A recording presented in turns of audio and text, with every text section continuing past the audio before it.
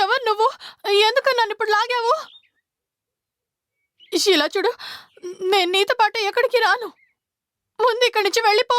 నువ్వు వెళ్ళి మా మావయ్యతో చెప్పేసి నేను చచ్చినా సరే వారు చూపించిన అబ్బాయిని నేను పెళ్లి చేసుకోను అని. అరే ఏ మావయ్య, నాకు ఏ మావయ్య తెలీదు. ఇక నిన్నేమీ బలవంతం చేసి తీసుకెళ్ళాలని రాలేదు. అదేంటంటే నువ్వు అక్కడ అందుకే.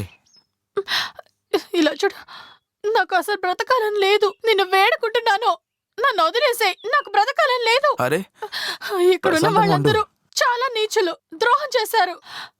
నా ఒంటి మీద ఆశపడి చూసేవాళ్ళే అందరూ.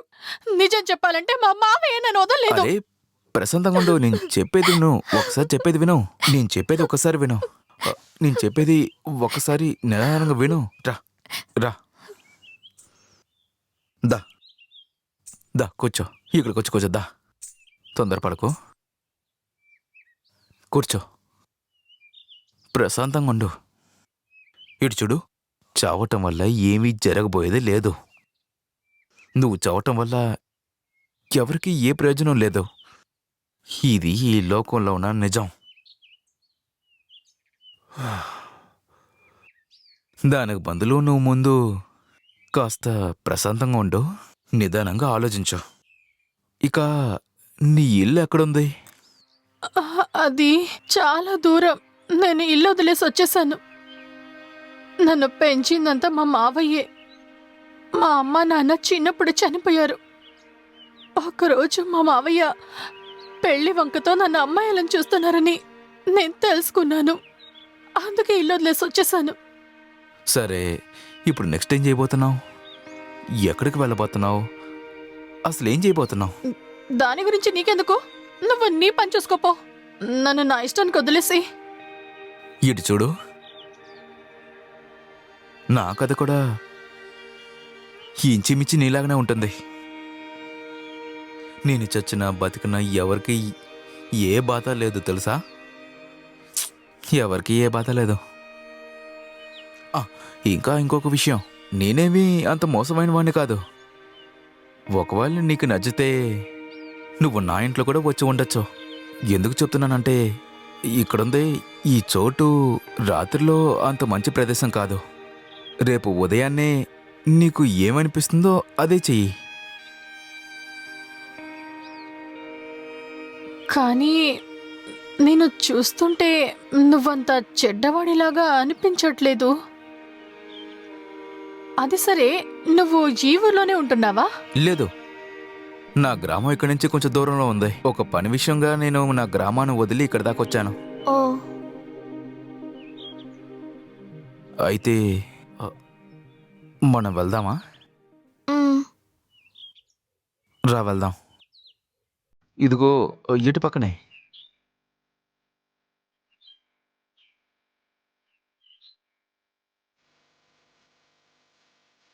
దా, ఇదే నేనుంటున్న గుడిసెల్లో. దా లోపలికి రా. నువ్విక్కడ ఏ భయం లేకుండా ఉండొచ్చు. అదిగో అక్కడ బకెట్లో నీళ్ళున్నాయి. నువ్వు కాలు చేతులు కడుక్కునుండు, నేను వెళ్ళి భోజనం తీసుకొస్తా, సరేనా?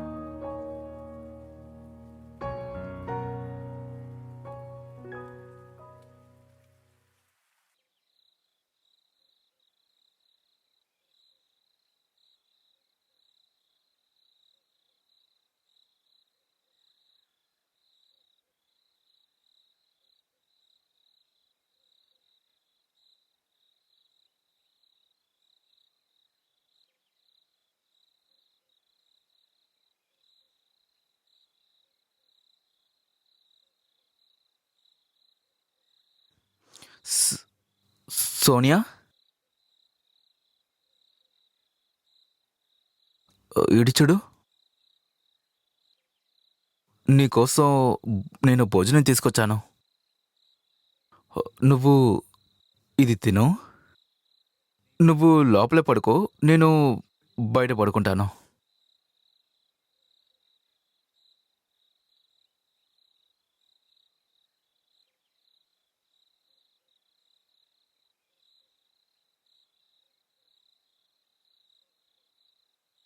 నువ్వు మంచి పనే కదరా చేశావు. కానీ జనాలు ఏమనుకుంటారు?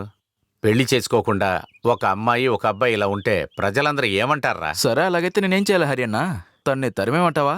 నేనెప్పుడు అలా చెప్పాను? దీనికి ఒకే దారే ఉంది. ఏంటి? మీ పెళ్ళేరా. ఏంటి పెళ్ళా?